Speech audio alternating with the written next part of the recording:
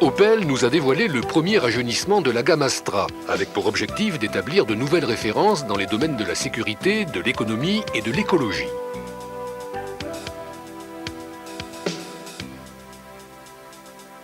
Monsieur Perk, aujourd'hui l'Astra se voit modifiée par de nombreux détails. Quelles en sont les raisons? Les raisons, ça veut dire qu'on a lancé l'Opel Astra qui était une nouveauté en 1991. Une voiture à cette époque certainement révolutionnaire avec un équipement de sécurité très important.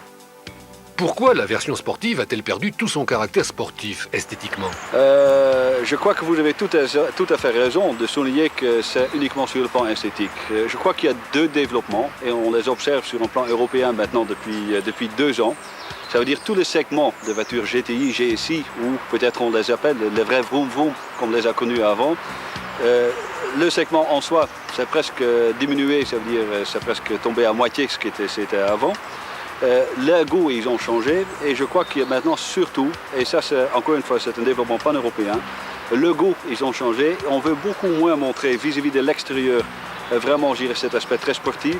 On veut surtout un extérieur, oui, encore musclé, mais je dirais calme. Par contre, on veut quand même que l'aspect technique de la voiture reste très sportif, reste très performante. La version qui nous intéresse est bien évidemment la version sportive. Extérieurement, la GSI se distingue par de nouveaux rétroviseurs plus fluides,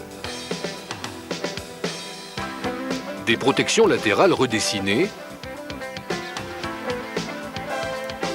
des roues en alliage léger d'un nouveau dessin, le volumineux béquet arrière a été remplacé par un élément plus discret,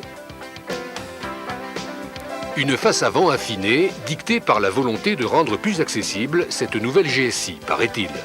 Seule la teinte intégrale de la carrosserie laisse pressentir le haut rang et le tempérament de cette berline.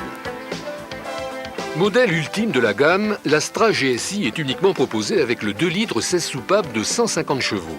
Sur route, on apprécie toujours ce fabuleux moteur moderne et performant, réalisé en collaboration étroite avec Cosworth, qui continue à offrir l'un des meilleurs rendements de sa catégorie.